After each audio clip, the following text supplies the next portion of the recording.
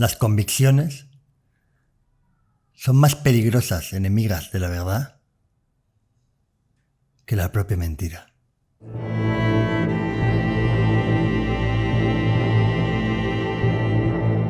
Bendiciones, hermano. En el sermón de hoy vamos a hablar con un experto en la materia en torno a la contextualización histórica, no solo del periodo que engloba la película Lo que viento se llevó, sino también en la que se realizó, poniéndolo en perspectiva con el actual en los Estados Unidos.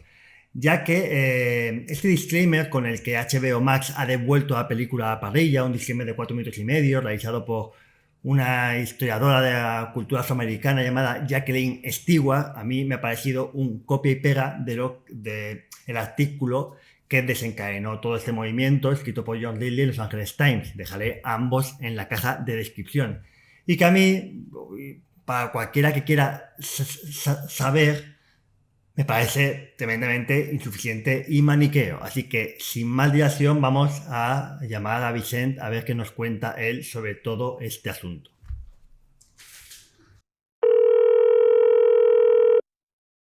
Bueno, pues para contextualizar el tema de Lo que el viento se llevó, ya que a mí la explicación que ha hecho Jacqueline Stewart en HBO Max me resulta un poco incompleta, pues tengo a Vicent Cucarera, profesor de Filología Inglesa de la Universidad de Valencia. Bueno, preséntate tú. Sí, soy Vicent Cucarella, profesor de la Universidad de Valencia en el Departamento de Filología Inglesa y Alemana, donde imparto cursos sobre lengua inglesa, literatura inglesa norteamericana y especialmente todo lo que se relaciona con la literatura y cultura afroamericana y de la diáspora negra en Norteamérica. Con diáspora te refieres a el éxodo, ¿no? A América y luego retorno a África, pérdida de identidad, todo esto, ¿no? Exacto, sí, diáspora se utiliza sacado evidentemente desde el contexto bíblico y de todos los estudios diaspóricos que a partir de los estudios postcoloniales del 70 se reinterpretan y se releen a través de, primero, el extracto forzoso de los africanos como esclavos, como mano de obra esclava, cuando los indios empezaron a perecer en las Américas debido a las infecciones que llevaron los europeos, empieza todo el comercio de los esclavos africanos, tanto en Sudamérica como en Norteamérica.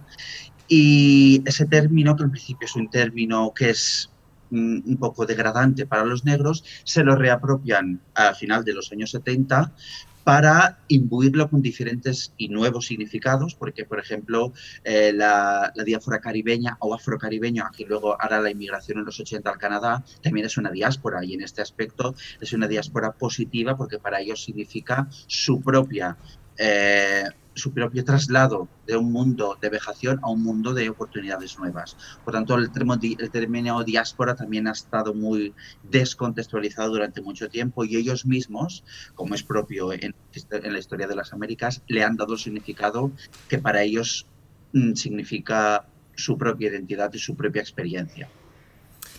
Ya, bueno, no pensábamos que no íbamos a remontar tanto, pero tú estás hablando de que esta diáspora empieza con la colonización de Sudamérica y Centroamérica, que al no estar permitida la esclavitud, ¿no? Mucha gente piensa que los españoles practicaron la esclavitud en Sudamérica y Centroamérica, pero creo que es el tratado de Burgos o algo así que no permitía la esclavitud, y entonces traían de África gente para trabajar esas tierras. ¿Es así? Sí, totalmente. Pero además un hecho bastante desconocido para el público es que, por ejemplo, cuando pensamos en esclavitud en este caso negroafricana, en América pensamos en Estados Unidos, porque tenemos la referencia directa. Pero lo que la gente no sabe es que en Estados Unidos solo, y este solo siempre entre comillas, por supuesto, se recibió una cantidad primigenia de 300.000 esclavos, mientras que lo que es hoy en día Brasil ya tenía 6 millones de esclavos. Sí. La diferencia está en que debido a el potencial de la palabra escrita en la cultura protestante y que los esclavos negros norteamericanos, por estas paradojas que tiene el país y por estas contradicciones ya desde el punto de vista fundacional que presenta, los esclavos norteamericanos son capaces de contar su propia historia en los relatos de esclavos, cosa que nunca pasará en América Latina. Por eso tenemos un conocimiento directo de lo que es la esclavitud norteamericana y no sudamericana, cuando fue mucho más fuerte y sin embargo, y desde luego mucho más numerosa que Norteamérica. Pero esa cultura protestante que, a pesar de que los esclavizaba y los esclaviza, les da la oportunidad por todo el movimiento cuáquero, protestante y evangélico, a que escriban sus historias, hace que nos llegue a nosotros, a Europa, al viejo continente, el relato en primera persona de los esclavos negros. Por eso asociamos esclavitud con Estados Unidos y no con Sudamérica, donde, como he dicho, había de entrada mucho más esclavos. Por lo que dices, cabría extrapolar, ¿no?, lo que conocemos de la esclavitud en Estados Unidos al resto de colonias, o incluso era peor en estas colonias caribeñas, ¿sí? Totalmente, totalmente. Y además, ya te digo, zonas como por ejemplo Jamaica, que no llega ni a ser un estado de Estados Unidos, es mucho más pequeño que el propio estado de Nueva York, tenía 1 millón de esclavos, cuando en el total del sur había 350.000 aproximadamente, según los estudios de revisionistas. Entonces, creo que es en Haití, que es uno de los primeros países que se rebelan contra... que habían tantísimos esclavos, ¿no?, que no podían hacer nada contra la rebelión, ¿no? Claro, es que de hecho, era directamente un país negro, directamente, sí. Entonces, claro, a colación a esto, hay que dejar claro que de la forma en que los sureños, vamos a hablar de los sureños de Estados Unidos, porque es lo que porque la película pasa ahí, en Georgia, lo que argumentan es que el negro no tiene alma, es un ser inferior, ¿no? Y por eso no hay que tratarlo diferente a un animal. ¿Es así? Claro, y esto es primordial, lo que hablábamos cuando estábamos contextualizando, porque es primordial para entender, por ejemplo, las disquisiciones ideológicas que se encierran detrás de la novela como de la película. Porque mucha gente dice que si la película no se centra tanto en el racismo, que si el racismo es una cosa por la que se pasa de puntillas, pero al final lo que la película yo creo que muestra es esta Arcadia, esta especie de glorificación de este sur prebélico, que al final no significa otra cosa que la idea del sur que siempre ha primado. Y eso desaparece para la intelectualidad sureña y para el imaginario colectivo del sur de Estados Unidos. Ese estatus desaparece por el ciudadano negro. Por eso es tan importante explicar la contextualización. Es decir, la guerra de secesión pasa porque hay unos esclavos en el sur que en el norte... Que los estados del norte no quieren que eso continúe. Entonces, esos dos modelos de país, el sustrato que rompe esos dos modelos de país es el africano negro. Es lo que Toni Morrison llama the Africanist presence, la presencia africanista, la negritud. Entonces, eso directamente es lo que está y estará siempre detrás de toda romantización, idealización de lo que significaba el sur prebélico. Un sur rico a costa y a través de y por la explotación de la negritud. Por eso es tan importante la contextualización de cómo llega la negritud a los Estados Unidos y cómo altera lo que significa toda la ideología puritana que había conformado la ideología del país. Como he repetido, el hecho de que los esclavos empiezan a escribir sus narrativas y empiecen desde el minuto cero a poner en cuestión esa ideología norteamericana, ahí empieza la herida del país. Una herida que, como estamos viendo, todavía no se ha curado y parece ser que ni se curará. Ya, entonces tú eres de los que piensas que el motivo de la guerra en un porcentaje muy alto fue el problema con la esclavitud. Es decir, que el norte no era un estado... Sí, todo lo referente con el proteccionismo, con los aranceles, todo eso fue menor. Sí, fue una disputa moral en el aspecto de la esclavitud. A ver, yo creo que es entremezclado. Es moral, pero también es económica. Eso no significa, por ejemplo, que los estados del norte fueran moralmente superiores ni fueran todos antirracistas, porque es que era evidente que el modelo que se estaba debatiendo era el modelo del país. Y evidentemente el hecho de que luego en la reconstrucción el norte abandone sistemáticamente al ciudadano negro da bastante cuenta y da bastante información sobre lo que significaban los negros para el norte. Entonces está entremezclado, es decir, el sur se había solo sentado con la riqueza que les producían los campos de algodón y toda la maquinaria de lo que era la negritud, y el norte quería, de algún modo, subvertir eso para su beneficio económico también. Entonces yo creo que ahí lo que aporta la esclavitud económicamente prima mucho más que que los derechos de los esclavos de por sí. Yeah. De hecho, eso se ve mucho, por ejemplo, en la película sobre Abraham Lincoln. Tiene muchas dudas. Él ha pasado la historia como el liberador de los negros, pero se sabe que eso no fue realmente así. Y si Sí, se lo encontró, ¿no? Se lo encontró, era inevitable. absolutamente, absolutamente, absolutamente. Entonces yo creo que está todo bastante entremezclado, como siempre pasa en los Estados Unidos. Es decir, y volvemos, como habíamos dicho, el tema de la importancia de la contextualización y de la explicación de un país al que tanto miramos y, a mi juicio, tampoco se entiende. Ya, hombre, yo tenía entendido, y si no era así, corrígeme, que le gustaban tanto los negros en el sur como en el norte. Bueno, en el sur le gustaban para que se vieran, pero en el norte lo que querían eran que se fueran del país, ¿no? No les no les molestaba tanto la esclavitud por un tema moral, sino por el tema de compartir el país con gente de color. Totalmente, totalmente. De hecho, piensa, por ejemplo, es muy importante, yo siempre pienso que para entender muy bien este país hay, yo creo que dos, tres textos, básicamente, que son los que forman la ideología norteamericana, la idiosincrasia americana como la conocemos por hoy.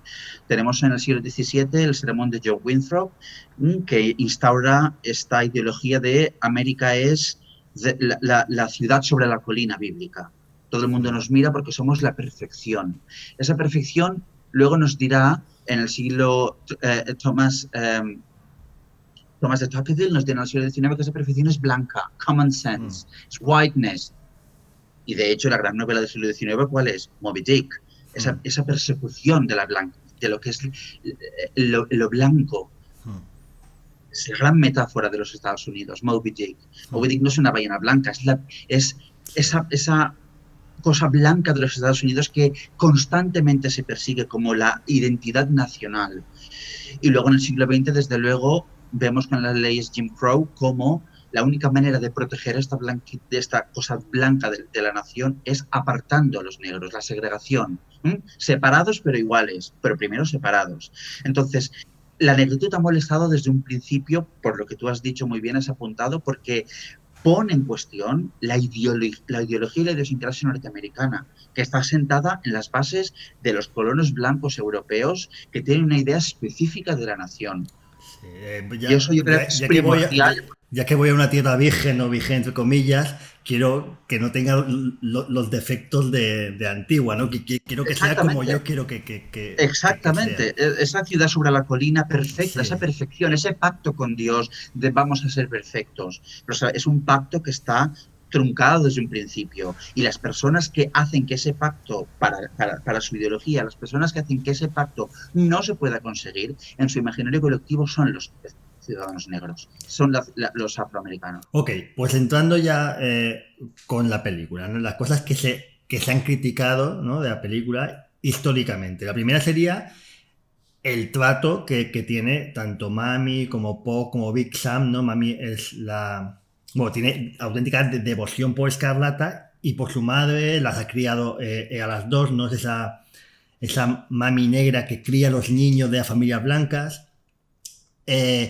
Luego está Po, que es el sirviente de Gerald O'Hara, y Big Sam, que es el capataz, que después de la guerra, después de ser liberados y cuando están totalmente depauperados y Tara no está en ruinas, se quedan con ellos. ¿Crees que este caso sería un caso posible en el sur, en Georgia? Es probable que sea posible en el sentido en que era una realidad que se podía contemplar.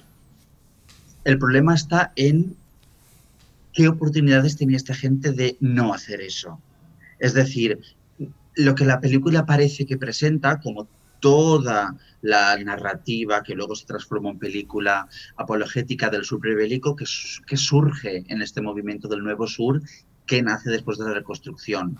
Después de la reconstrucción, cuando el sur empieza a volver a recuperarse económicamente después del crash del 1873 y empiezan las leyes Jim Crow y empieza toda esta nueva armadura ideológica que ya existía en el sur prebélico, la desesperación del sur es volver a coger toda esa hegemonía de poder que había. Eso, entre otras cosas, se hace a expensas del ciudadano negro. Entonces, los esclavos, la gente que trabajaba, los esclavos domésticos, como Mami, o como todos los esclavos hombres que trabajan para los terratenientes sureños blancos, tenían muy pocas oportunidades de poder ir y formar su negocio, buscar otro trabajo. Es decir, lo que plantea la película es mucho más que factible. Lo que tenemos que preguntarnos es, ¿tenían otra oportunidad? ¿Tenían otra alternativa? Entonces, sí, no sé, sí, perdón. No, y eso, entonces, lo que hace la película para obviar esas preguntas que nos podamos hacer como seres críticos que atendemos a esta realidad es hacer gala de todos los estereotipos que se crearon de los negros, como es la mami, como es el negro bueno, como es el cuidador de las plantaciones, etcétera, etcétera. Porque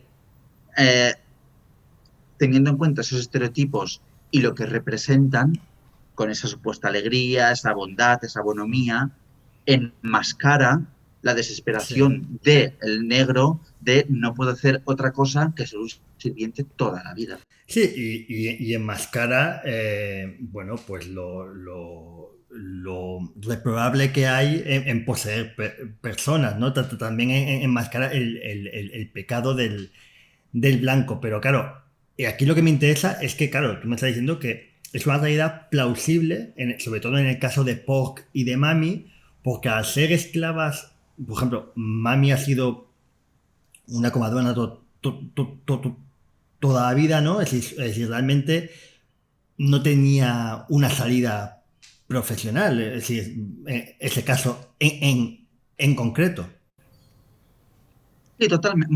Mami yo creo que es la figura crucial para entender las relaciones raciales entre las familias pudientes blancas del sur y los afroamericanos. Mami es de algún modo la figura bisagra. Es la mujer negra, pero que no es ni mujer y casi que no es ni negra. Yeah. Es un estereotipo. Es una mujer que está absolutamente asexuada, es una mujer que no tiene ningún tipo de entidad ontológica y que su única misión en la vida es proveer a la familia blanca, desde el más pequeño hasta la persona más mayor de la casa. Por eso la mami, junto y su equivalente en nombre, que sería el Uncle Tom, son dos de los personajes más repudiados y, para mí, más mal entendidos dentro de la cultura afroamericana. Y de ahí viene el tema del racismo de la película y de la novela y el papel, por ejemplo, en este caso, de Hattie McDaniel. Y todos los problemas que tuvo también en su vida cuando ella defendía, para mí, claro, muy acertadamente, ella defendía que ella dio solo vida a la realidad de estas mujeres, porque estas mujeres existían. Estas mujeres eran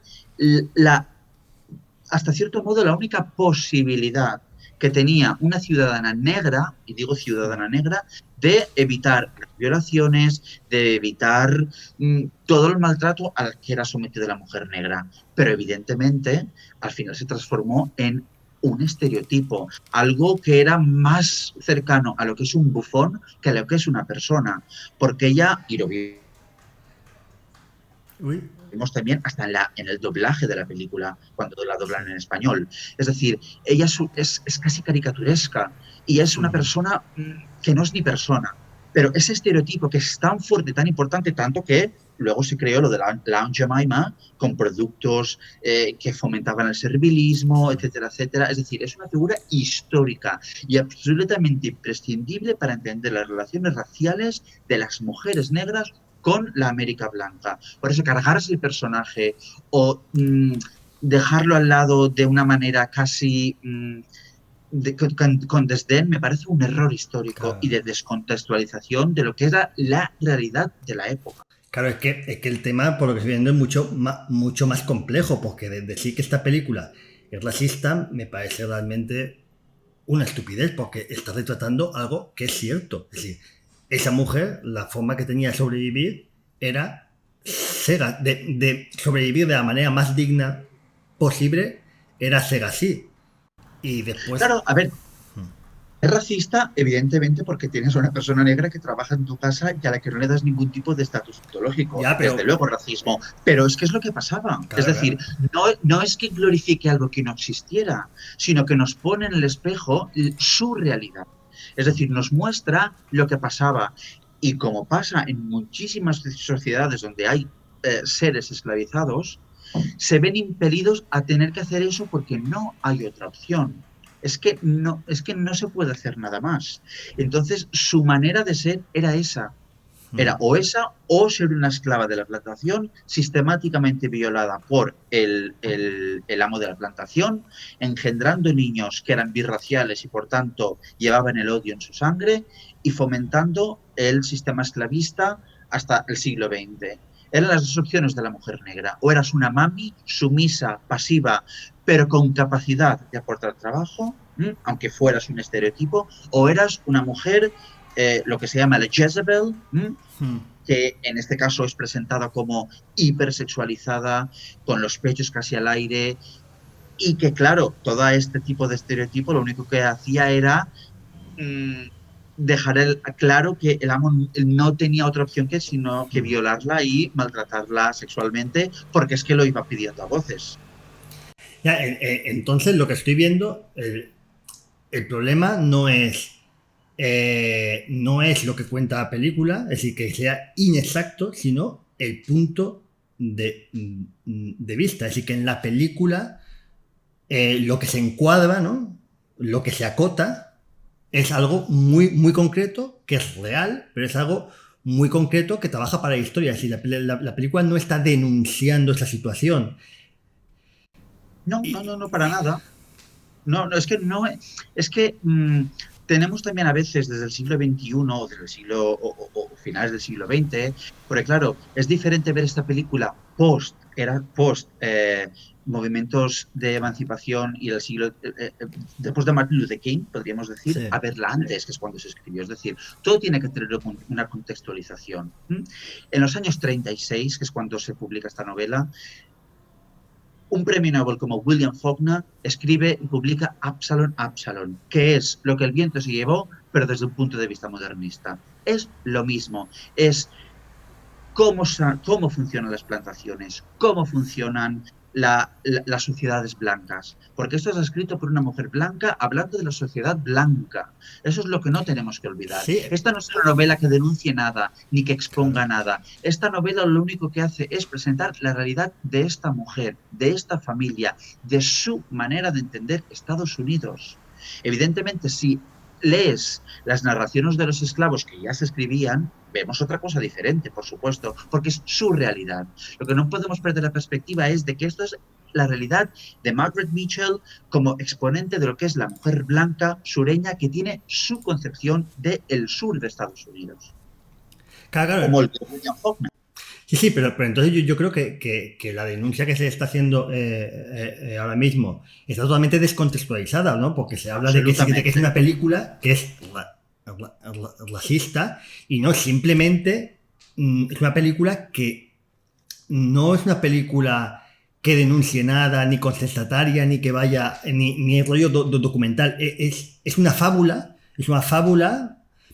Tú me dijiste que tú ahí ves una clara glorificación de un paraíso perdido. Yo, sin embargo, que soy gran fan de la peli, veo también una crítica, ¿no? Porque Escarlata lo ve todo de cartón piedra, en la novela no tanto, pero en la película sí, y siempre es crítica con esa sociedad. Entonces yo creo que se está dando un enfoque equivocado. Es decir, ni la película es racista, ni la gente que lo hizo fue racista. Es una película sencillamente que encuadra lo bonito de la historia. Es una romantificación, sí, pero sí, es una romantificación claro, es plausible. Una romantización del sur, claro, es una romantización de lo que de la importancia que tuvo el sur prebélico y de cómo a través de una guerra de secesión que ellos tampoco avistaron de una manera tan directa, y eso creo que se ve muy bien en la película. Al principio la guerra es como algo que está ahí, pero que parece que nunca va a pasar, y que parece que les cae encima, y que de alguna manera tienen que intentar sobrevivir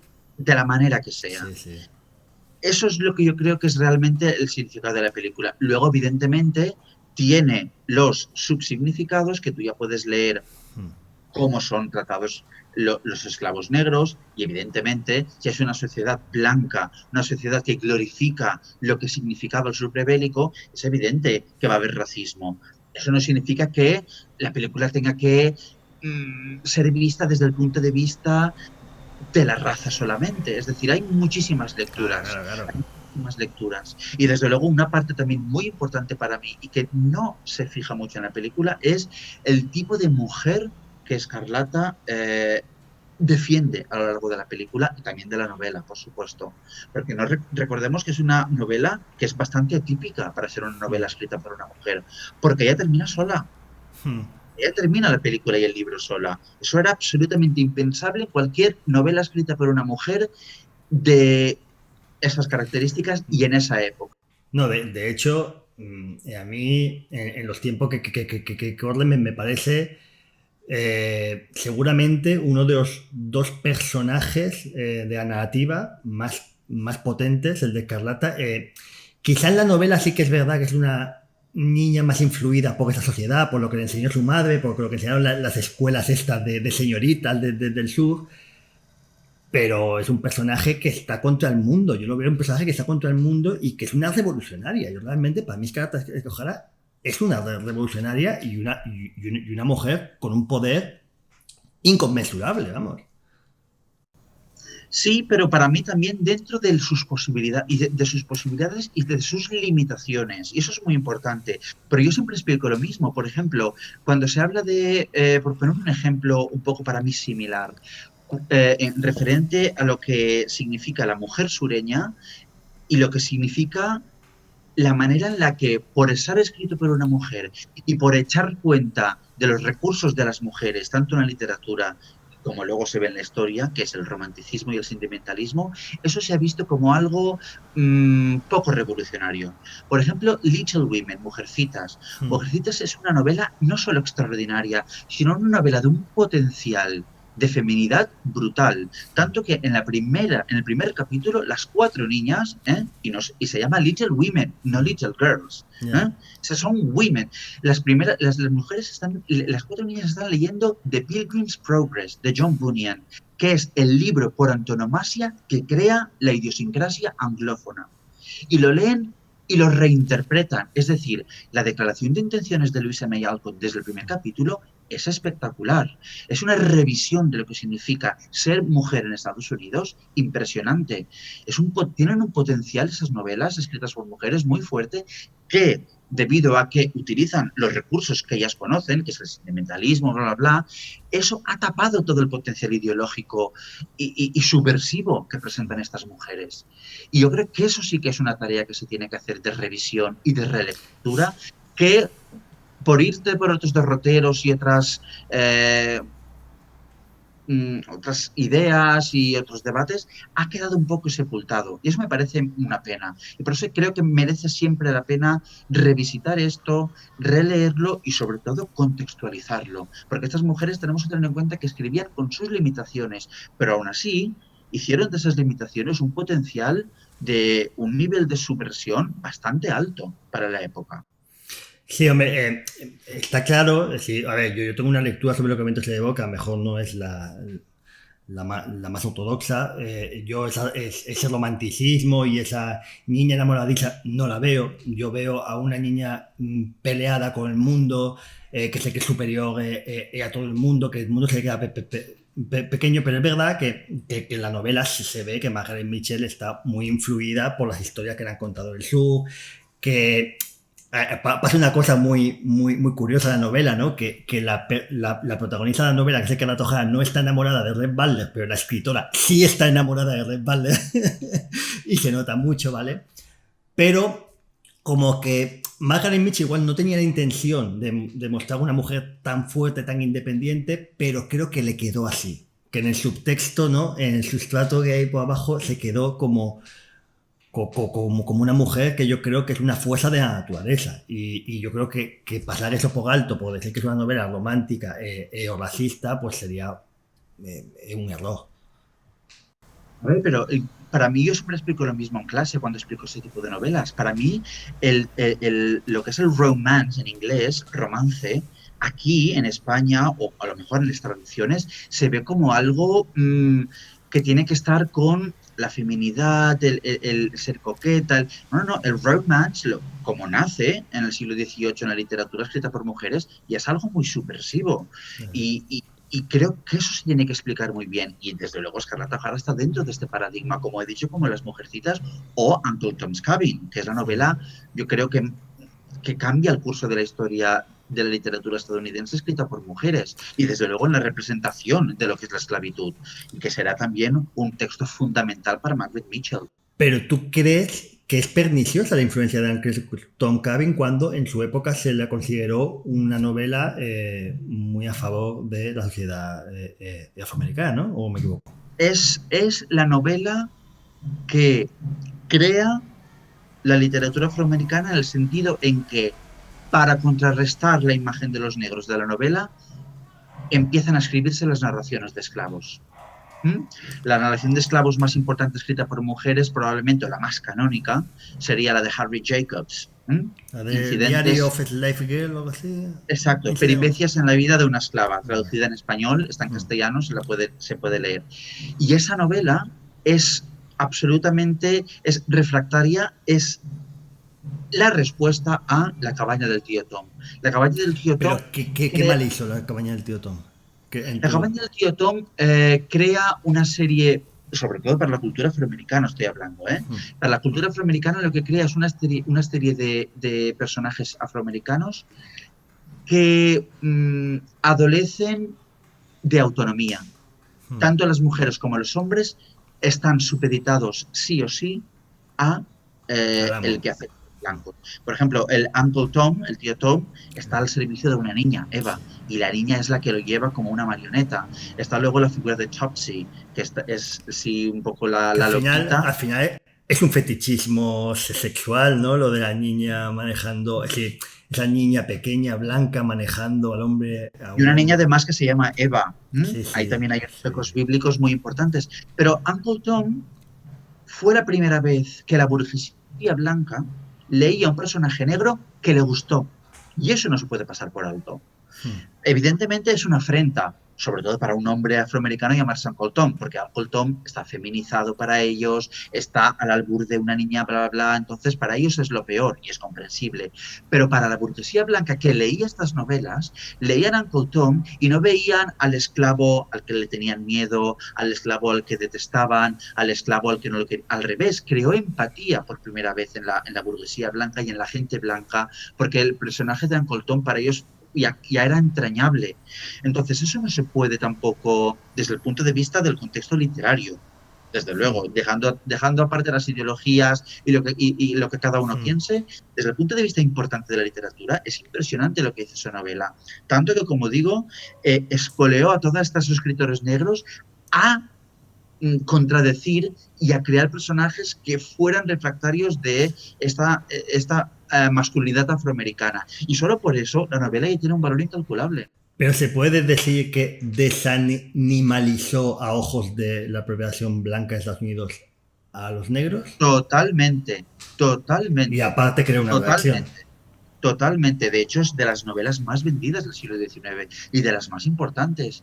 Y de nuevo, le ha pasado como a Lo que el viento se llevó. Por estar escrita por una mujer y por estar todos, parece que con mucha romantización. Mujer blanca, ¿no? Sí, Harriet Beecher era blanca, sí. También una mujer muy contradictoria, porque, por ejemplo, ella se jactaba de ser antiesclavista, pero luego cuando la propia Harriet Jacobs le pidió que prologara su novela, se negó. Dijo que ella no iba a a prologar una novela escrita por una negra. Es decir, muy contradictoria, pero aún así, vuelvo a repetir lo mismo, se necesita explicar muy bien en qué contexto nacen este tipo de novelas. Es una novela publicada en 1851, es decir, estamos en la mitad del siglo XIX. Era cuando estaban llegando negros a mansalva a los Estados Unidos. Todo eso se tiene que tener en cuenta. Tampoco todo el mundo escribió Uncle Tom's Cabin, ¿eh? Es decir, eso es algo que requiere de mucha contextualización y de saber muy bien leer el momento oportuno en el que nacen todos estos tipos de materiales literarios. Vale, entonces, para sintetizar este bloque, que si no veo que aquí podemos estar todo el día, para sintetizar este bloque se podría decir que, bueno, que la visión que se le está dando ahora por redes sociales, por titulares sesgados, no es la correcta. Es decir, voy a dar mi opinión y luego tú me matizas. Yo creo que si tienes un interés histórico, estaría bien una matización histórica detallada. Verme un documental antes de la película. Y si no quiero un contexto histórico, yo creo que no me deberían de dar nada porque estoy harto de ver películas romantificadas, es decir, constantemente de la guerra, de todo. ¿Qué opinas tú? Sí, estoy muy de acuerdo, porque es que al final los prólogos, las ediciones, las acotaciones, al final tampoco nacen de un vacío, nacen de alguien que tiene una ideología, nacen de alguien que tiene, es decir, nadie hablamos desde una objetividad que para mí ni existe. Entonces yo creo que si te interesa el tema, para alguien que tenga interés, sí que hay libros, artículos, hay gente que ha estudiado muy bien el contexto y puedes ir para matizar tus apreciaciones, tus interpretaciones de la película. Lo que también, por desgracia, de lo que tenemos que adolecer hoy en día es de la cultura de Twitter, de gente que con 2 líneas ya te tacha la película de racista cuando probablemente no tenga ni idea de lo que significa el racismo en Estados Unidos. Esa es la pena. Yo creo que a efectos prácticos es una película que se le ha puesto un estigma y un estigma innecesario, porque si empezamos a poner disclaimers en películas deberíamos ponerla en el 90% de las películas, porque todos son, pues yo qué sé, no sé, pensando, la milla verde, pues es un corredor de la muerte muy particular. Los corredores de la muerte no son así. Salvar a soldados Ryan, pues son unos reclutas pues muy diligentes. En la guerra no todo el mundo era así. Entonces, claro, esa responsabilidad de que tenemos que infantilizar a la población, de decir, un segundo, que esto no es así. Estamos acostumbrados toda nuestra vida a leer, a que nos lean incluso cuentos idealizados, entonces no tiene ninguna necesidad, a no ser que tú quieras conocer.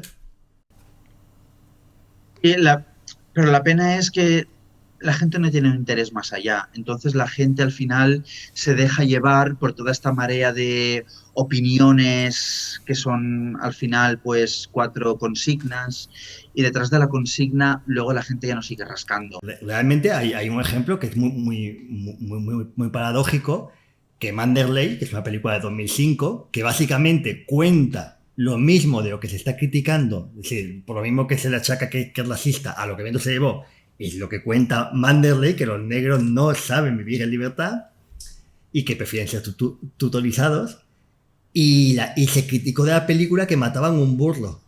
Es decir, que parece que muchas veces es aleatorio, ¿no? Es decir, la denuncia. Manderley a mí me pareció también una película muy interesante para hacerlo pensar, ¿eh? No, es decir, Manderley, lejos de que a mí me gusta mucho el cine, en algunas cosas formales de cinematografía y tal no me gusta mucho, pero los dilemas morales que plantea son fantásticos. Sí.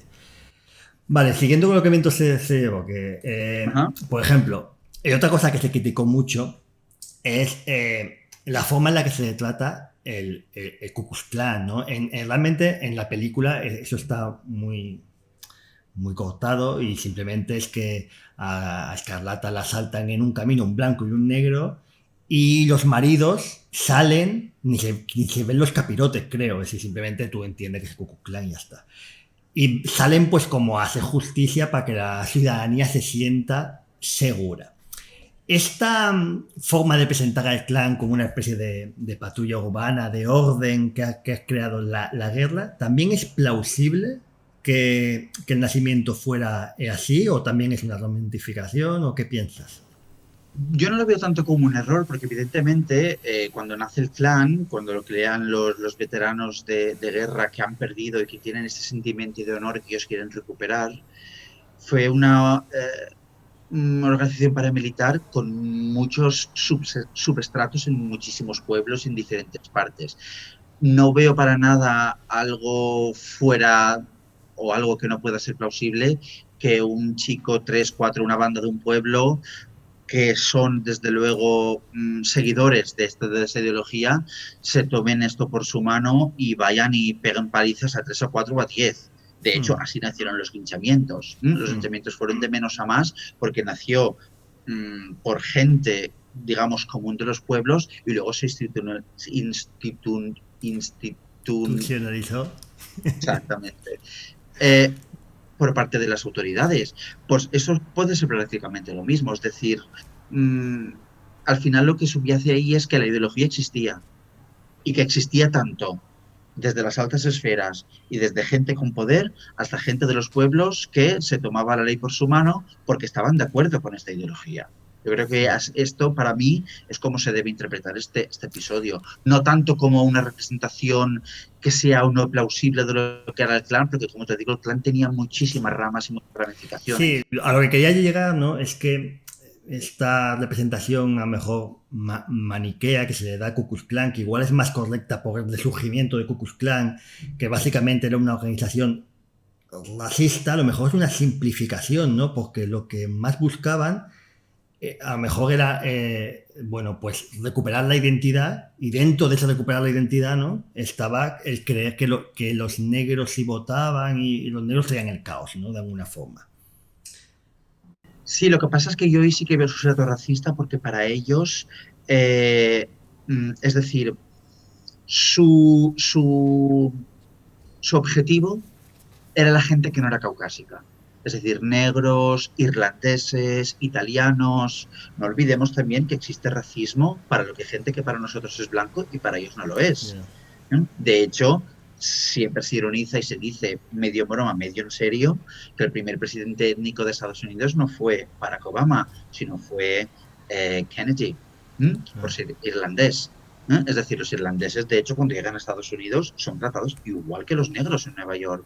Entonces, Cuando ¿qué pasan por quiere, el qué quiere decir? Que solo los de descendencia inglesa y francesa. Sí, ahí había supremacismo racial absoluto en el nacimiento del Ku Klux Klan. Eso sí que yo creo que es algo que es inapelable. Entonces, Y de ahí viene su prostitución de la cruz, del elemento católico para ellos protestante más importante, porque era su manera de alejar también a gente que no solo era negra, sino, por ejemplo, en este caso, gente de otros credos religiosos no protestantes que para ellos eran absolutamente igual que los negros, es decir, gente que no era caucásica para ellos, que no formaba parte de lo que era su ideal de americanidad. Entonces ahí sí que hay un componente de raza muy fuerte desde un principio y yo creo que está en su ADN intelectual. entonces, ¿cuál es la descendencia correcta? Que es inglesa. Claro, son los puritanos, la gente descendente de puritanos fundadores, es decir, volvemos a lo mismo, la idea de la blancura. ¿Mm? La blancura, que no es que signifique que los irlandeses sean negros, evidentemente, porque a priori por la piel no lo son, pero para ellos la piel es el ADN. Es decir, al final los irlandeses son católicos, no son protestantes. De la misma manera que los negros al final no son Ya, ya. blancos. Es decir, establecen toda una serie de categorías que Sí. ellos lo engloban en la categoría racial y que hace que eso sea, desde luego, su objetivo. Sí, blancura desde un punto de vista simbólico de lo blanco, de lo estándar, ¿no? Como cuando dice esa película es muy blanca, ¿no? Esa película no trasciende nada. Vale, vale, vale. Una cosa que choca mucho de la peli, que yo creo que eso no se ha criticado mucho, pero yo creo que se puede considerar lo más racista que puedo considerar yo, que es el tratamiento que se le da a Prissy, a la sirvienta esta, y sobre todo en su adaptación al cine, porque si tú te lees la novela, se nota que en la adaptación al cine han intentado eliminar todas las cosas que puedan destilar racismo, pero con Prissy se meten un montón, ¿no? Esa negra inútil, miedosa, que es como una niña, ¿no?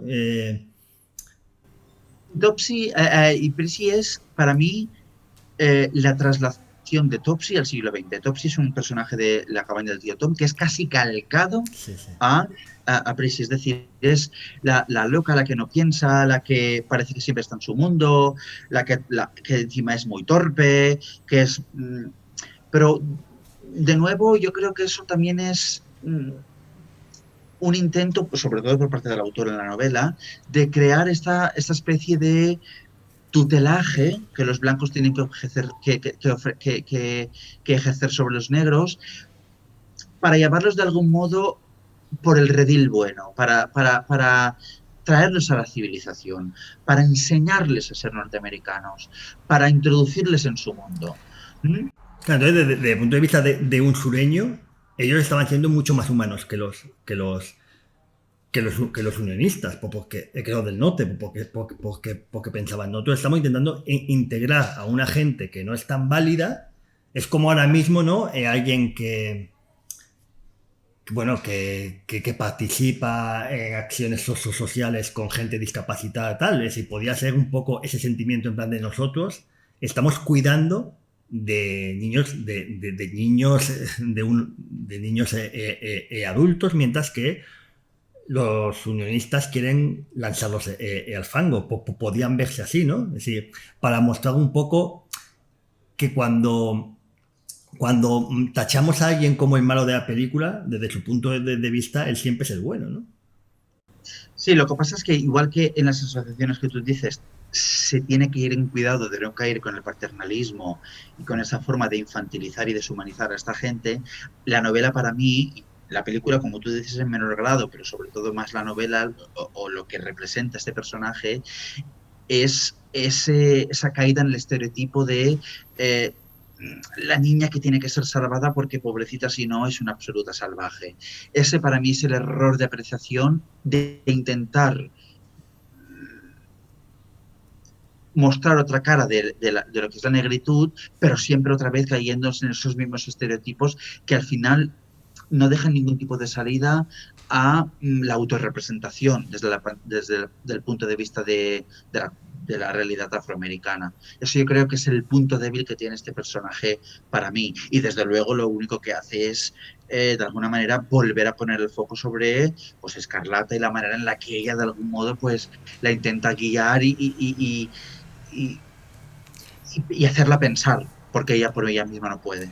De todas formas, yo creo que aunque sea evidente esta representación, si conoces todo, bueno, todo el recorrido histórico que tiene esa representación de Prissy, yo creo que no hay que estigmatizarlo porque perfectamente tú puedes sacar en una película a un blanco caucásico que sea simplemente tonto porque conviene para tu historia.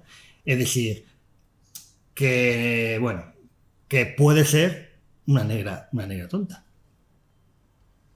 Sí, desde luego. Desde luego. Pero el hecho de añadido de que encima es una persona que no tiene tus mismos derechos, que está subjugada porque está bajo tu dominio y que tú eres su dueña, ya hace que encima eso se le añade el plus de todos los estereotipos racistas que existían en la época. Ese es el tema para mí.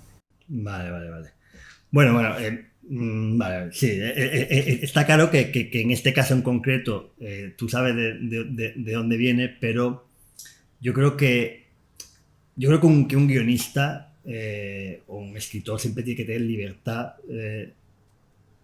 total y pensar en este posible estigma, pensar en esta posible... Porque yo creo muchas veces que una obra de arte que se puede considerar racista o que sea racista no ha nacido desde allí. A lo mejor ha nacido simplemente, pues, porque te convenía para la historia, pues te convenía que su sirvienta fuera tonta y por lógica tiene que ser negra. Algunas veces nace de la casualidad, otras veces nace de la idoneidad para tu historia Entonces, muchas veces siempre ponemos el dedo en la llaga en plan de, no, es que esto es una representación racista. Y yo ahí soy un poco escéptico de que sea una representación racista. Pienso muchas veces que es un accidente o simplemente que el escritor tiene las herramientas que tiene, y si ya es difícil escribir una historia disponiendo de todas las fichas, si además tienes que ir con cuidado, pues puede coartar a futuros escritores. Sí, pero también podríamos pensar que del mismo modo en que tiene la libertad de crear este personaje tonto, podría no haberlo creado tonto y crear una chica al revés, muy lista, que le ayudara, y opta por la otra parte. Pero yo más allá de esto me inclino a pensar de que, sinceramente, sabiendo cómo, porque lo que se le ha ido, etcétera, ese estudio de Margaret Mitchell fue una grandísima lectora de La cabaña del tío Tom, yo me inclino más a pensar que es como este guiño a la novela de Harry Richard Stowe, creando este personaje que, como el otro, ya se ha convertido en un personaje también histórico, por tanto digno de análisis. Yo pienso como tú, que aquí hay un intento deliberado de hacerlo así. Pero bueno, simplemente que quería representar con este ejemplo que muchas veces lo que podemos considerar que es una representación racista de un personaje igual es fruto de la mera casualidad, o incluso de que el escritor no tenía más herramientas en ese momento, porque igual que hay que entender la historia, hay que entender al creador de historias. El creador de historias muchas veces juega con unos equilibrios muy complicados para que la historia fluya, y a veces, pues oye, pues se puede meter en estos jardines, y si estamos inconscientemente, quiero decir, y si estamos todo el rato denunciando o identificando como racista cualquiera de estas cosas, o racista o machista o tal, yo creo que en el futuro los creadores de contenido, si ya es difícil enfrentarse a una página en blanco, más te conviene no estar pensando en estas cosas, en lo que van a decir de tu obra, porque entonces sí que te puedes quedar bloqueado. No, claro, desde luego, el creador tiene que crear y luego el espectador, lector o cualquier persona que se asome a esta creación intelectual y artística es libre, por supuesto. Una vez ya la película o la novela está en manos del lector o del espectador, ya no le pertenece, eso está clarísimo. Ya, pero bueno, eso no quiere decir que no le importe, porque... No, claro. Claro, yo creo que en ese aspecto estaría bien que fuéramos más comprensivos. Aunque mucha gente dice, no, es que lo dicen con razón, dicen, no, es que es falso aquello de que esto en 1939 no era racista.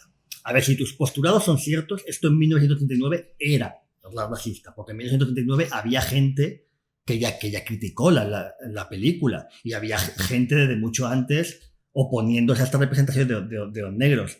Pero aún así, yo creo que tenemos que ser comprensivos. Porque ¿qué daño real crees que pueda hacer hoy día una representación romantificada o con el foco puesto muy en lo bonito, como lo que el viento se llevó? A ver, para mí daño no puede ser ninguno. Para mí, al contrario, yo, por ejemplo,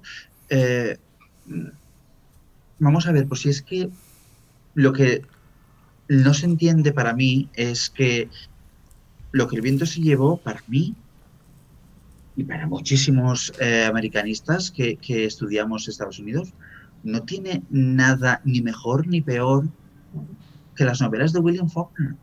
Y William Faulkner es aclamado como el maestro modernista, premio Nobel, gran escritor. Vuelvo a repetir, en el mismo año se publican Lo que el viento se llevó y Absalón, Absalón. Son idénticas en cuestión de ideología, en cuestión de substratos de la historia, etcétera, etcétera.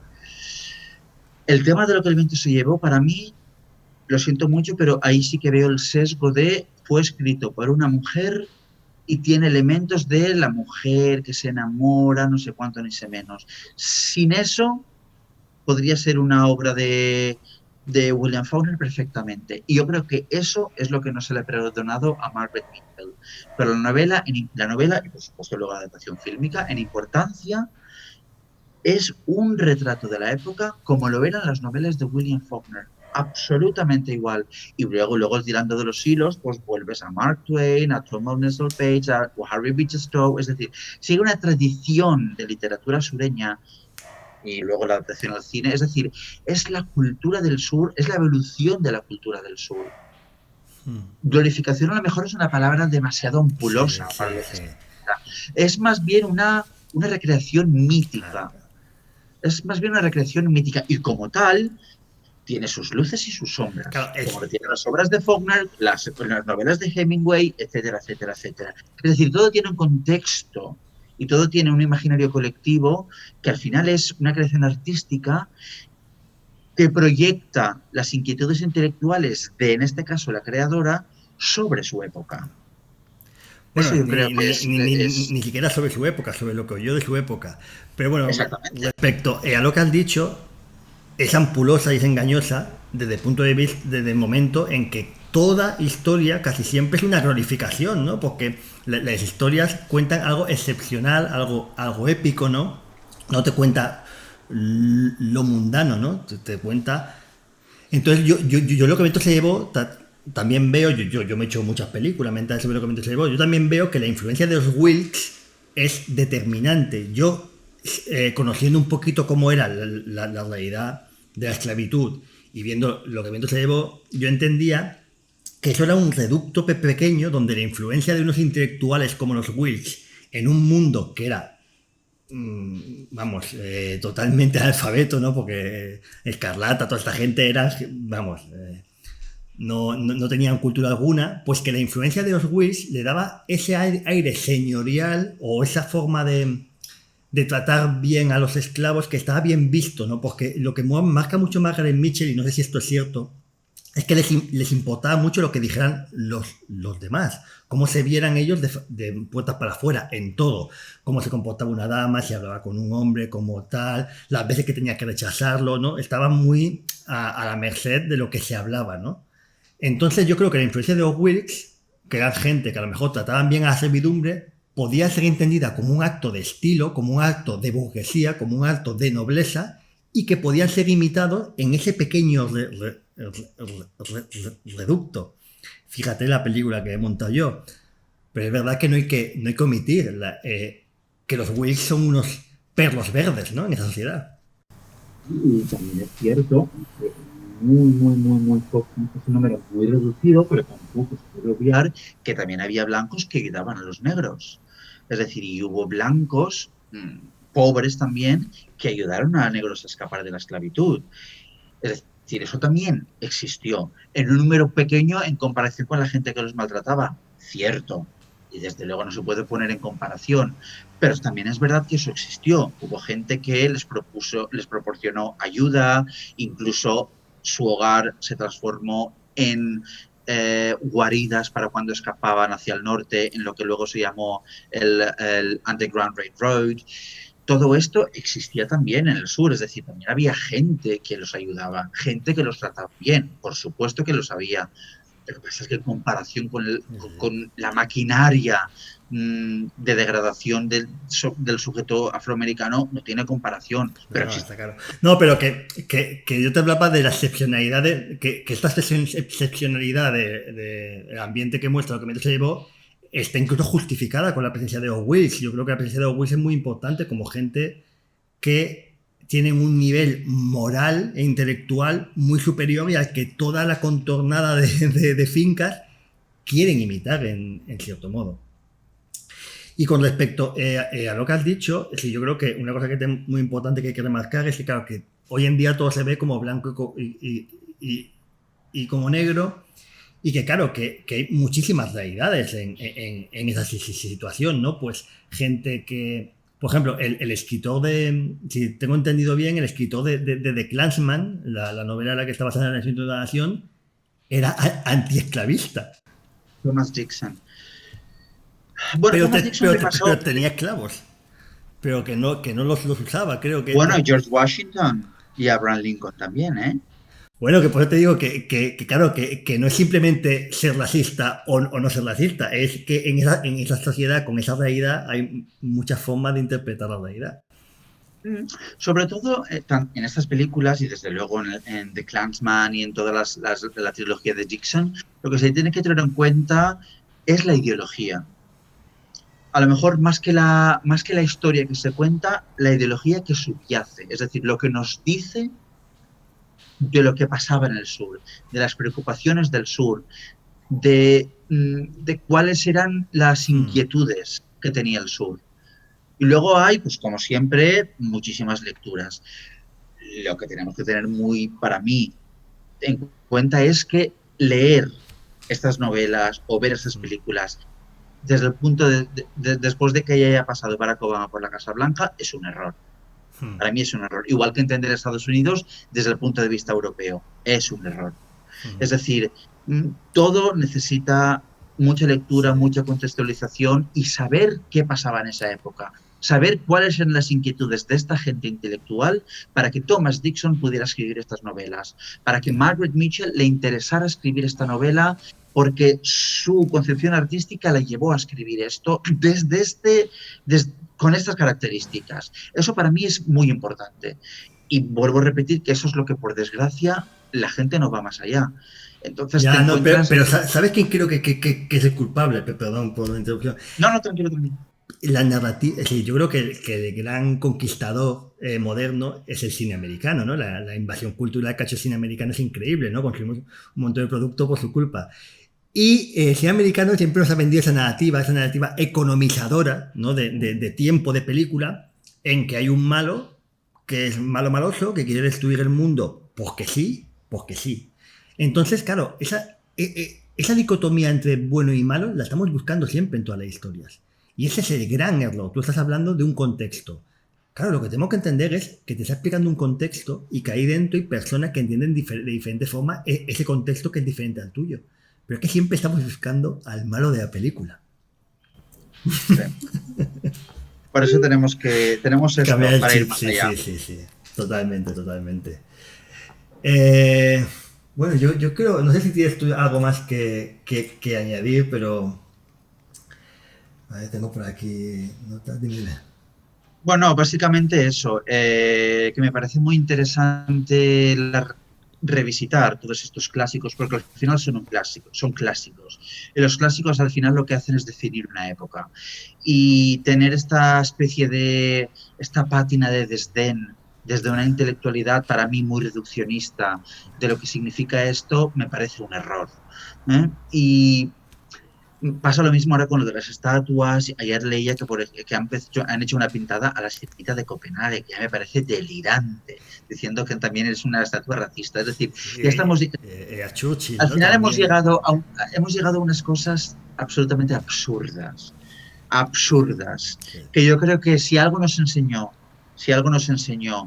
para los que tenemos algo de interés en lo que es la cultura norteamericana y sus ondas expansivas al resto del mundo, si algo nos enseñó los 8 años de presidencia de Obama es que un negro haya estado en la Casa Blanca no ha cambiado nada. Nada. Entonces ahora es muy fácil cargarse a Trump, es facilísimo y además es políticamente correcto y quedas de categoría. Pero no entiendes a Estados Unidos igualmente. Porque Obama hizo cosas bien, sí, pero también muchas mal. Como pasa siempre. Es decir, todo necesita repensarse muy bien, revisitarse, desde luego mirarlo y leerlo con ojos críticos, pero sobre todo entendiendo qué significa eso en la época y cuál también ha sido la importancia. Porque lo que es innegable es que el viento se llevó es parte de la cultura norteamericana. Innegable. Y además una cultura que ha influido muchísimo. Tanto escritores como a manera de hacer el cine y de contar las historias. Entonces, cargarte esto porque sale una mujer esclava con una bandana que es un signo racial y que todo, vale, perfecto, para cargarte esto por eso significa no entender al país y no entender cómo funciona la historia de la humanidad desde un inicio hasta hoy en día. Entonces, menos maximalismo y más detalles, más pensar y más ver que esto al final es un proyecto intelectual, artístico, y al final es a través de todas estas ficciones, a través de como podemos entender la realidad. Sí, sí, a ver. Cualquier tema, por nimio que sea, tiene 1000 matizaciones como para reducirlo en racista, no racista, bueno o malo, o cosas así. Y yo también una cosa que tengo clara, que añadiría a tu speech, es que yo tengo claro, y creo que todo el mundo tiene claro, que Margaret Mitchell, cuando escribió Lo que viento se llevó, no estaba pensando en nada de lo que se le acusa a la película, ni los que la realizaron. Se lo estaba pensando en escribir una historia de amor, una historia de un paraíso perdido, y a lo mejor de las historias que sabían por sus abuelos, y que lo demás era atrezo, y que lo que está criticando es el atrezo. Y de su sur, del sur que ella ha escuchado en casa, del sur que ella ha mamado, del sur que ella ha leído, del sur que ella ha imaginado, del sur que para ella significa el sur de Estados Unidos. Porque el sur de Estados Unidos, también como todos los países, cada región tiene su propia identidad, y eso es lo que sabemos en España probablemente más que en ningún otro país. Las diferentes realidades que se lee desde cada territorio. Y tiene la legitimidad de la novela y de la película es que presenta un sur que es muy reconocible, un sur que existe en el imaginario colectivo, incluso hoy en día. Y yo creo que esa es la universalidad del mensaje, tanto de la novela como de la película. Más allá de cargarte los estereotipos, cargarte momentos, entenderlo como un todo, como una especie de intelectualización a través de lo que significa el mito artístico de lo que es el sur de Estados Unidos. Además de que es que a mí la narrativa, y yo creo que a todo el mundo, a mí solo me interesan los puntos de vista subjetivos. Sí. Si no, pues me leo un libro de historia, que va a ser subjetivo igualmente, pero bueno, es decir, a mí me interesan las vísceras, a mí me interesa la mentira o la verdad subjetiva. A mí lo que me interesa es gente furiosa o anhelante ¿no? Es decir, entonces, claro, vamos, es decir, me parece totalmente equivocado creer que ese punto de vista deba pertenecer a una moral universal. Es decir, que aunque se escriba hoy día, aunque Margaret Mitchell lo escriba hoy día sabiendo todo lo que sabe, pues oye, no sé. Es decir, yo creo que poca gente piensa en la legitimidad histórica. Yo creo que es algo también más contemporáneo, la legitimidad histórica. Siempre que vemos pelis sabemos que es una romantización, que es una falsedad mínimamente basada en la realidad. Sí, pero que nos da mucha idea de lo que se cocía. ¿De dónde nace? Claro, y eso es lo interesante de todas estas aportaciones intelectuales, porque al final es una aportación intelectual y como tal me parece muy triste esta manera, este desdén intelectual, para mí muy reduccionista, de tirarlo a la basura todo lo que no nos interesa o todo lo que se sale de lo que hoy consideramos políticamente correcto. Sobre todo porque al final es no entender la importancia que ha tenido para que esta gente hoy en día pueda pensar esto. Han tenido que existir todas estas manifestaciones que han creado este revulsivo y nos han hecho pensar. Sí, vi un meme, lo pondré cuando edite el vídeo, supongo, muy bueno, que era pues una goma de borrando lo que viento se llevó y a un tío de Ku Klux Klan, y ponía: si borramos el pasado, ya estamos preparados para repetirlo. Exactamente. Totalmente de acuerdo. En el disclaimer este que han tardado en ponerlo 3 semanas, la historiadora dice, pues básicamente te advierte, dice, bueno, la película es una película de 1979, te da datos técnicos, los Oscars que se llevó y tal y cual, y te dice, hay que tener, bueno, a ver, si lo tengo, he apuntado aquí, coge y dice, bueno, que romantifica un sur que fue trágicamente perdido en la guerra, que los negros tenían una devoción por los dueños, que el aire de nostalgia que hay en la película niega los horrores de la esclavitud, y que fueron injustos con Hattie McDaniel, bueno, cuando ya sabes, cuando dieron el Oscar, que le escribieron un speech, la pusieron en una esquina en la sala, y tal y cual. Y que esta película muestra lo que Hollywood consideraba apropiado en su época. Entonces, al final, dura 4 minutos. Claro, y a mí esto me parece como un decir esta película puede ofender a personas de menor de tal edad, si me parece más una advertencia que un contexto histórico. Si la pregunta es, perdón, que no te he hecho pregunta, ¿de qué forma lo hubieras hecho tú? Porque a mí esto me parece que ni sacia la sed de conocimiento de la gente que quiere saber, e igualmente molesta al que quiere ver la película. Claro, yo lo que hubiera separado es primero el plano de lo que cuenta la historia y lo que luego pasó en la realidad en el contexto de Hattie McDaniel y los actores, etc. Es decir, la historia cuenta un episodio específico de el sur de los Estados Unidos a través de una familia que vive la guerra de secesión de un modo, que lo sufre a su modo, y que dentro de este sufrimiento y de su pérdida de lo que para ellos es el honor de ser sureños, llevan implícito toda la gente que está a su alrededor, entre ellos los esclavos negros y toda la gente con la que se relacionan y toda la burguesía blanca que ellos representan, etc. Evidentemente, al presentar esta fotografía, podemos decir, de este sur, aparece el racismo, porque aparece la discriminación, porque pero también aparece este tipo de feminidad subversiva que representa a Scarlett, es decir, contextualizarlo y explicarlo bien. En otro plano tenemos lo que pasó en la realidad, en el rodaje, etcétera, porque aquí tenemos el plano de lo que es la creación artística, una ficción, a lo que es la realidad. La realidad es que en ese momento las leyes Jim Crow existían, el sur o Estados Unidos eran unos Estados Unidos segregados, y era evidente que Hattie sabía perfectamente que nunca podía estar en una misma sala que los blancos cuando le dieron el Oscar. Ella era perfectamente consciente de todo lo que pasaba porque era negra.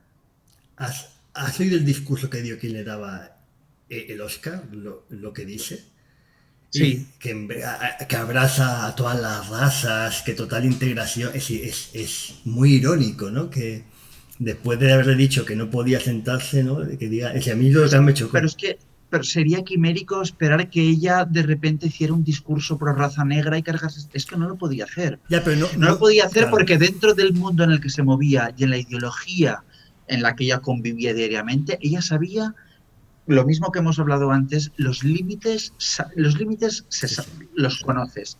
Hay manera de jugar dentro de esos límites, eso es otro tema, pero ella los límites los conocía y ella sabía, y es verdad todo lo que se ha contado de toda su discriminación, bueno, todo eso se ve. Ahora hay otra serie en Netflix, Hollywood, que ha también romantizado todo esto y la han presentado algo más parecido a Walt Disney que a lo que probablemente pasó en la realidad. Pero bueno, es otro tema. La cuestión es que esta Hattie, ella sabía perfectamente el papel que interpretaba, lo interpretó muy bien, y ese papel es histórico, ya tan histórico que ganó un Oscar. Evidentemente, al ganar el Oscar, se expuso la realidad personal que ella tuvo que vivir por estar apartada, por no poder entrar, por no poder estar con sus compañeros, porque es que había un estado de Jim Crow de facto que ella estaba sufriendo. Pero yo creo que son dos planos diferentes, porque mezclar todo esto, al espectador que no tenga ni idea de lo que significa todo esto, le montas un cacao en la mente que al final no sabe si el personaje es la realidad, si en los 30 era lo mismo que en los 1860, o eso es lo que no me gusta de estas introducciones cortas, rápidas y que son más de tweet que de contextualización. Totalmente de acuerdo. Te voy a contestar a dos cosas. Referente a lo que has dicho de cómo harías tú la contextualización, claro, lo que se les tira de lo que has dicho es que no va a ser corta. Es decir, si tengo que contextualizarlo, tengo que hablar de muchas cosas, ¿vale? Claro. Entonces, claro, cuando tú me estás diciendo ¿qué es lo que me queda a mí, si yo soy un ignorante absoluto de esa realidad, qué es lo que me queda a mí después de que tengas la necesidad de decirme que esta película romantifica una injusticia y un sufrimiento? Pues a mí lo que me queda es que igual no tengo ganas de verla, ¿sabes? Porque es una película negativa, cuando no es cierto. Y respecto a lo que ha dicho de Hattie McDaniel, no, yo te hacía hincapié, que igual no me explica bien, en lo que dijo la presentadora. Lo de Hattie McDaniel es fuerte. Bueno, está claro que se metió en el guión. Tengo que decir esto, me lo han escrito y lo digo.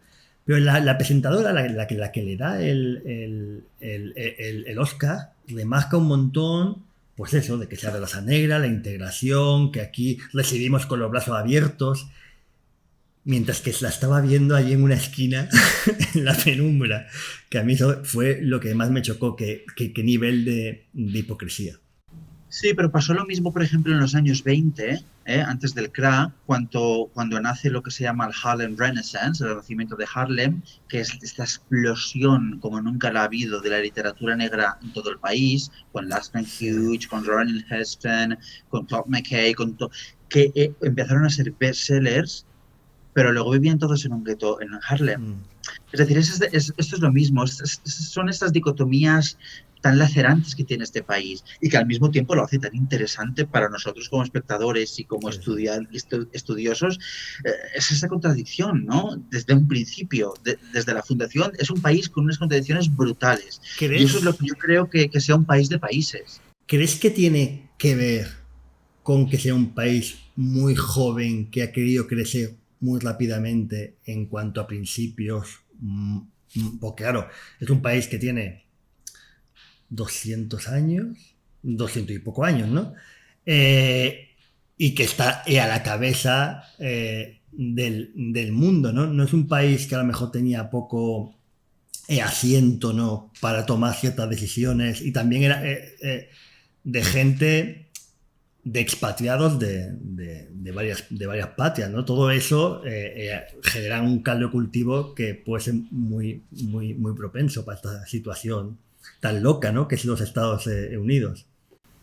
Y tiene que ver con muchísimas cosas. Tiene que ver con que llegan cuando llegan los colonos, quieren hacer ver que ahí no vive nadie. Entonces, si es un país que se forja, claro, con un exterminio de gente que ya estaba allí. Luego importan esclavos de otro país, intentan disimularlo. Claro, pero al mismo tiempo, y eso es que me parece muy fascinante y muy importante, es decir, lo que te decía al principio de la conversación, es verdad que los exportan, los esclavizan, los hacen esclavos y están en el sur, en las plantas, pero es que al mismo tiempo les dejan escribir sus historias, les incluyen en su sociedad. Y después de la guerra de secesión empiezan a concederles derechos, y es cuando ellos mismos empiezan a llamarse afroamericanos y no africanos. Es decir, ellos mismos, y hablo ahora de los afroamericanos, tienen esta dualidad, ¿no? Eso que dijo Du Bois en el siglo XX, de lo del double consciousness. Tenemos una doble conciencia. Somos negros, pero somos americanos. Por eso somos afroamericanos. Por eso en inglés la palabra es African American, separados, africano y americano. Es decir, y en esa doble conciencia, en esa dualidad, siguen los negros estadounidenses. Y, y eso también tiene que ver y se implica dentro de lo conflictivo que es el ser americano. La gran pregunta hoy en día todavía es lo que te dije, lo de Jean de Crevecoeur en el siglo XVIII. ¿Qué es un americano? Ya no son inglés. ¿Qué es un americano? Sí, es blanco, pero es que también tenemos negros, pero es que también tenemos indios, pero es que a partir del siglo XIX empiezan a venir gente de todo el mundo. Tenemos asiáticos, tenemos irlandeses. ¿Qué es ser americano? Eso es lo que se persigue. De ahí a que, de nuevo, vuelva a apelar a esta maravilla literaria que es Moby Dick, que yo creo que es la metáfora perfecta de lo que es Estados Unidos. Esa persecución a lo que es la identidad, y que nunca se puede, es que no se puede aprender, porque se va como la ballena y al final nunca es que yo creo que esa es la metáfora del país, y por eso se pueden suscitar debates como el que estamos teniendo tú y yo, porque presta a todas estas interpretaciones artísticas que no hacen otra cosa sino contribuir a todo esto, a presentar este país de países. Sí, es una dicotomía extraña, porque claro, es un país que te da dos oportunidades, que te abraza y que al mismo tiempo es tremendamente intolerante, ¿no? Incluso, bueno, también hay contrastes increíbles. Puedes encontrar al más cosmopolita y al garrulo más grande sobre la faz de la tierra, peor que un kazajo, vamos. Totalmente. Yo cuando me hablan de Estados Unidos digo, pero es que en Estados Unidos no hay uno. No Ya. es lo mismo nacer en Nueva York que en Kansas, que en California, que en Wisconsin, que en Chicago. Sí, sí. Es que es un país de países y yo creo que eso también al final es lo fascinante. Pero lo único que les une, y por eso es tan importante, es el sentido de americanidad. Hmm. Y de ahí vienen todos los males y todas las ramificaciones que al final lo único que hacen todas estas expresiones artísticas es mostrarnos todas estas peculiaridades que se nos escapan. Para sintetizar, se podría decir que lo que tiene el afroamericano con América es una relación de amor-odio, ¿no? Es decir, Totalmente, le encanta total, América, pero odia ser negro en América.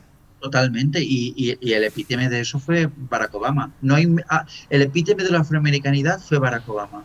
Soy negro, pero al mismo tiempo soy de la élite. Hmm. Soy negro, pero al mismo tiempo no me digas que no soy americano porque nací en Hawái, aunque digas que no nací en Hawái. Es decir, eh, pero lo hacen todos, por eso lo viven todo con un sentimiento muy contradictorio los negros. Porque lo peor que le puedes decir a un negro es que no es de Estados Unidos. Es lo peor que le puedes decir a un Entonces, afroamericano. ¿tú crees que la comunidad negra en Estados Unidos está generando su propia tragedia, en cierto modo, para separarse?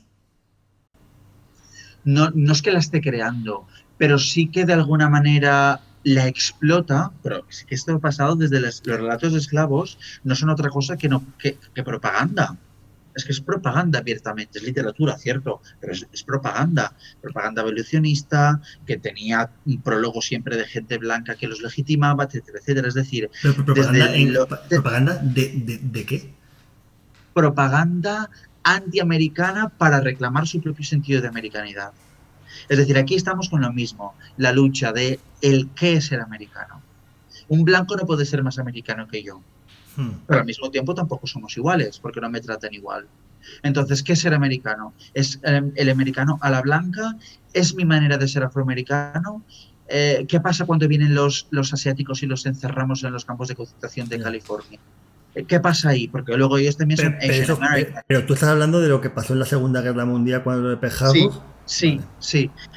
Pero todo está muy ligado, porque luego ellos también Sí, sí, ellos se sí. erigen como paradigma de otra manera de americanidad. Y al final sobre lo que todo esto va es lo que te decía yo, sobre la americanidad y las diferentes versiones de americanidad que hay dentro de un país que reclama esa americanidad como el estandarte de somos los mejores, somos la colina sobre, the city upon a hill, la ciudad sobre la colina Sí. bíblica, la perfección, que lo que esconde es toda esta dialéctica, esta batalla dialéctica de qué es ser americano. ¿Qué piensas del debate que ha surgido por la muerte de George Floyd, que, bueno, que ha sido un crimen racista? A ver, esto es muy antiguo.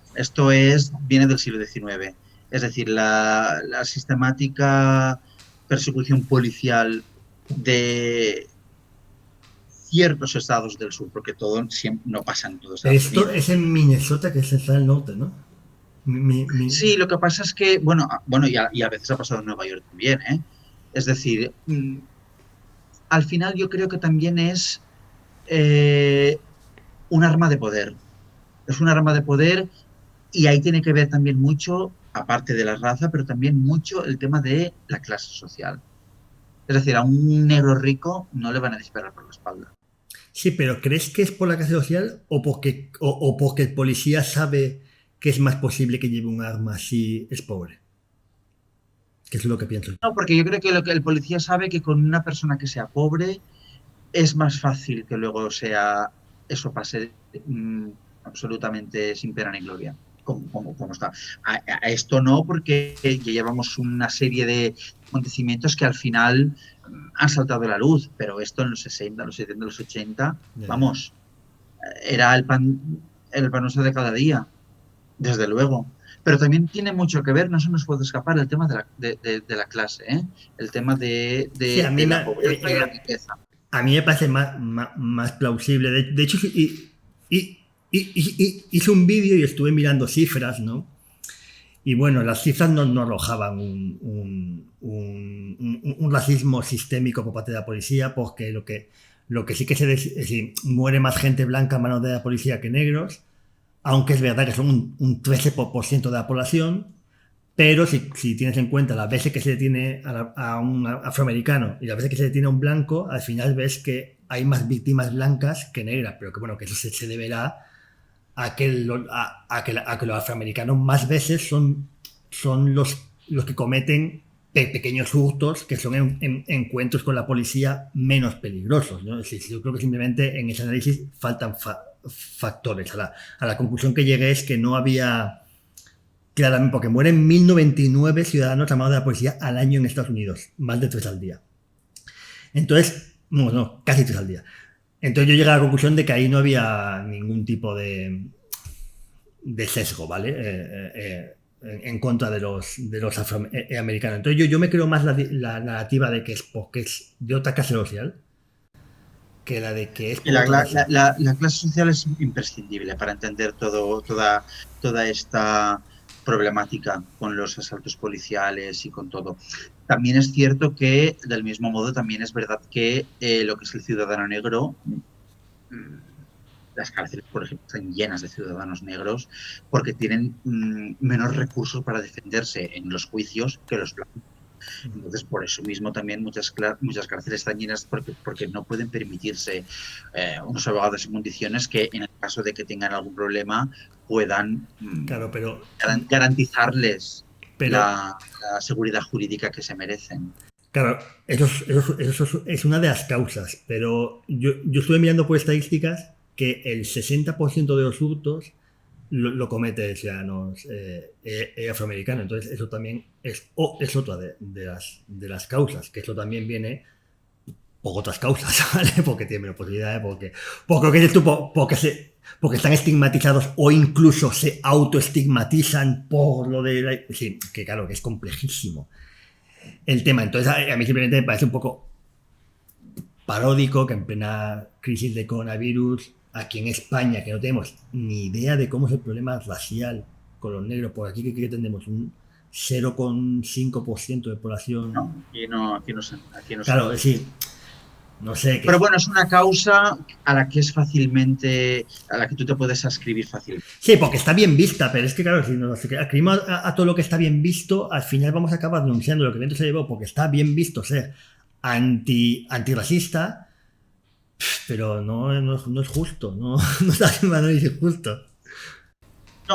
No, pero sí que es cierto que hay un historial que es innegable de ciudadanos negros que han sido, sistemáticamente violentados por la policía, pero claro, porque también desde una perspectiva de estadística son más que los blancos, entonces también son muchos más vulnerables, entonces también son muchos más propensos a ser unas víctimas de un blanco muchísimo más fácil que los blancos. Pero por ejemplo, ya puestos a hacer una manifestación, fíjate lo que te voy a decir, aunque sea más indirecta, creo que sería más lícita o vendría más a cuento una manifestación en contra de la tenencia de armas que en contra del racismo, porque yo pienso que esa situación está más provocada por la posibilidad de que la gente pueda tener armas, ¿no? Si yo soy un policía en Estados Unidos, todos los días sé que me puedo encontrar a un pirado con un arma, entonces cada día soy más expeditivo, porque también a mí estigmatizar o criminalizar a un colectivo como puede ser la policía me parece también una forma simplista de verlo. Entonces, claro, que sí, que son exmilitares, que tal, bueno, que tienen poco entrenamiento, pero que yo creo que si quieres manifestarte un problema más grande es que hay tenencia de armas y por eso esos enfrentamientos con la policía muchas veces son peligrosos, incluso cuando no son peligrosos. Si yo como policía te tiro al suelo por si acaso y luego ya compruebo que no tienes armas, pero la hostia te la ha llevado.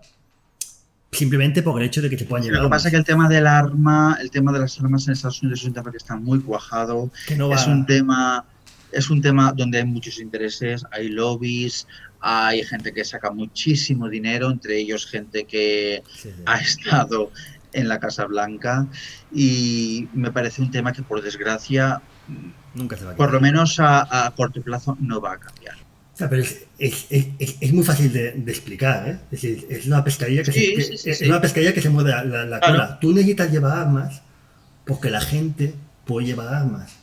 Claro. Si el país es peligroso porque tú tienes un arma. ¿Sabes lo que te digo? Claro, y en este contexto, en este caldo de cultivo de la peligrosidad, las gentes más vulnerables, como los negros, son los que al final, cuando pasan estas cosas y esta violencia explota, son los que están inermes, nunca mejor dicho. Y por eso salen todas esas noticias que, de nuevo, deberían de estar muchísimo más contextualizadas. Ya, pero hay tantas hoy día que...